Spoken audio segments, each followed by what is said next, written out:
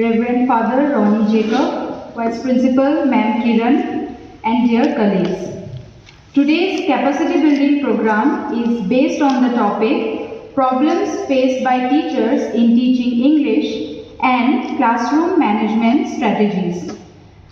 And I, Miss Puravi, along with my teammates, Ma'am Banashri and Ma'am Piki, are here to present our views and ideas on this topic.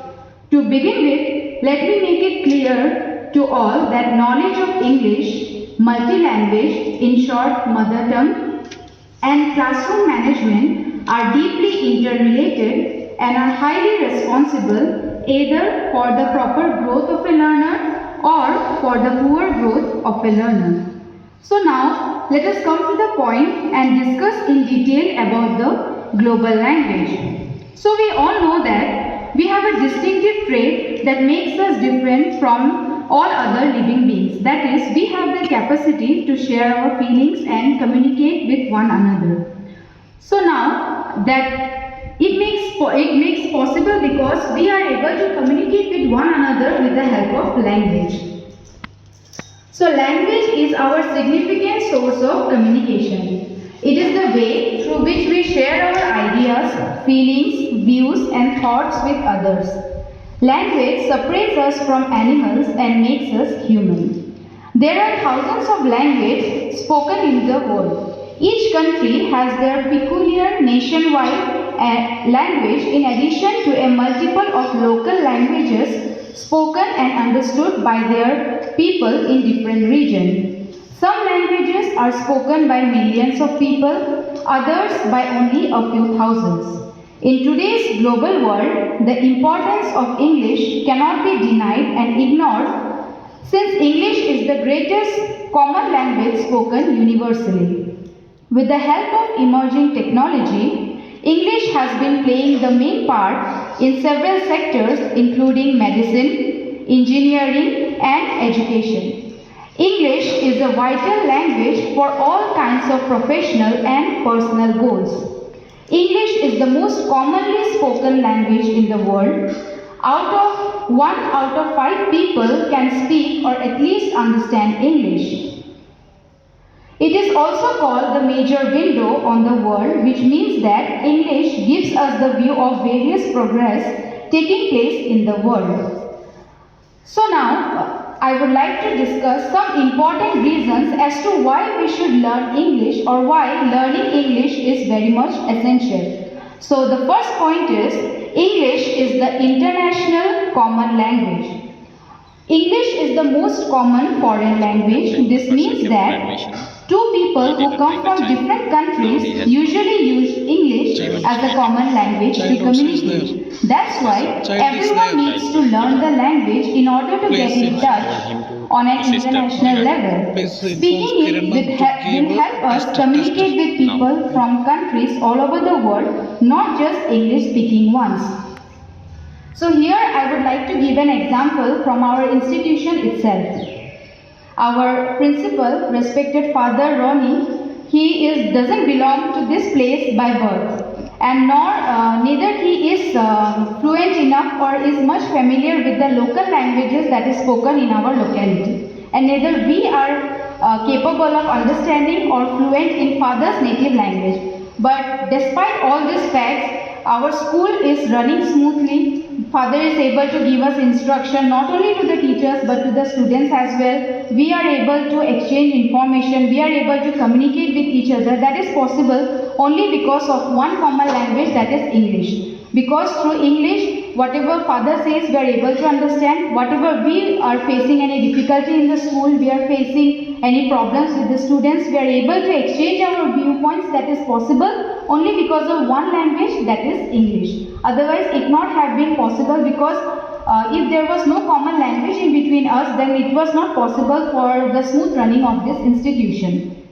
Second is education. So as Nelson Mandela has rightly said, education is the most powerful weapon which we can use to change the world.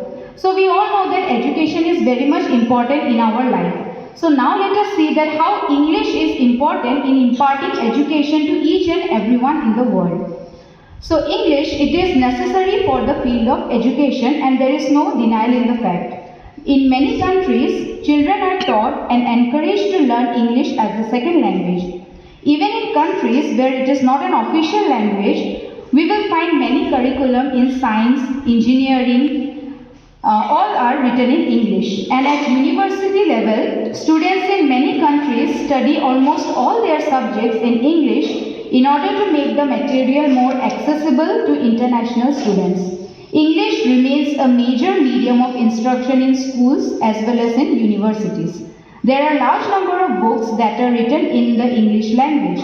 English literature is vast and rich. Many of the latest scientific discoveries are documented in English. So when we pursue post-graduation or any degree, when we pursue in 6 problems, but when I did the solution, 1 extra came in bonus because it is connected with either of these points. Okay.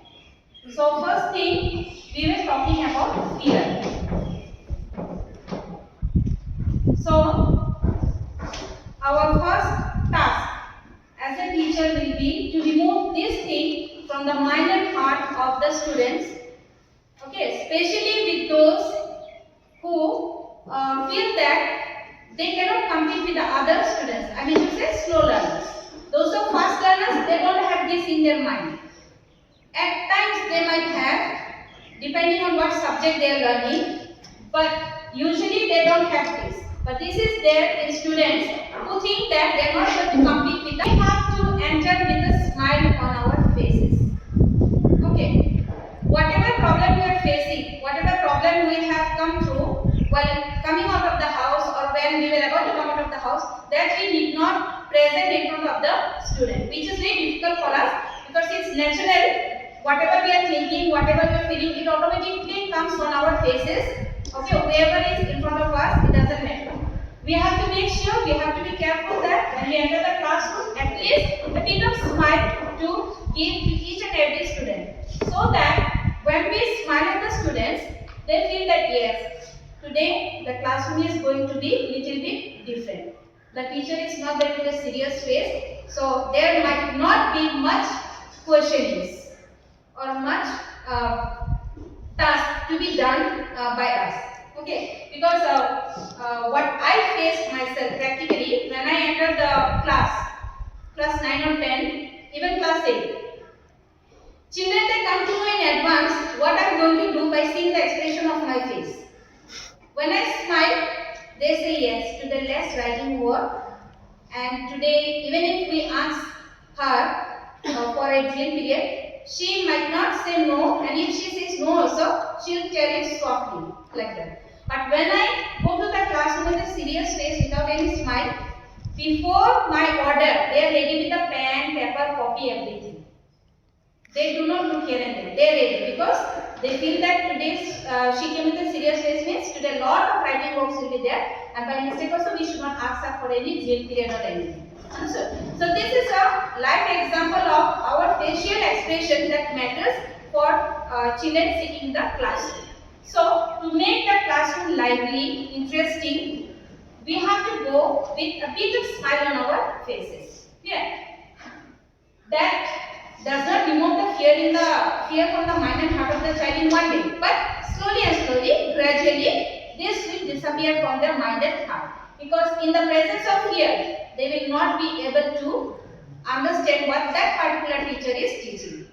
They will be thinking only about the mood of the teacher. They will not be, even though they are sitting there, even though their ears are open, they will not be hearing what I am explaining. But they will be thinking today how her mood is going to be, how much task she is going to give us, whom she is going to scold, whom she is going to give punishment, all those things. Okay. Only the physical presentation of the child will be there, but mentally the child will not be in the classroom. He or she will be busy thinking about what really learning, whether the child actually understood English words. Okay, whether the child has actually become smart or not. They are not bothered about that. They only want to be the talk of the town. They would like to stand along with those people, those parents, say to them that if they get pass mark in a particular subject, especially in English, okay, if they get pass mark in English, that doesn't mean they have learned English. If they got high that doesn't mean they are well equipped in English. Okay, we have to tell them that learning English truthfully means they have to know the meaning of the different words in English. Okay, so that we have to make them clear that you are the dear, D-E-A-R, D-E-E-R, then here floor, F-L-O-O-R, floor. So that way we have arranged some homophones.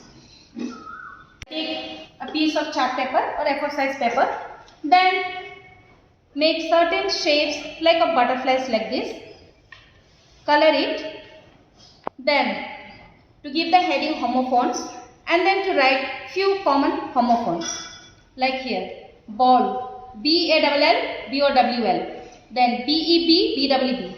Then we will explain them what is the differences in these words. Okay, that homophones are nothing. These are two different words.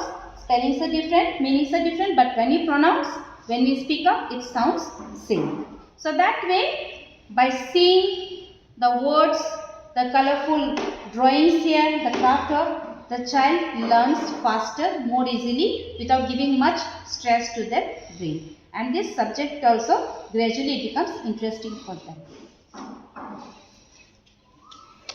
So we can ask them to make a flashcard. Okay, a chart paper in the form of a card, then flowers drawn and the middle part like that, foldable one, outside day, inside night.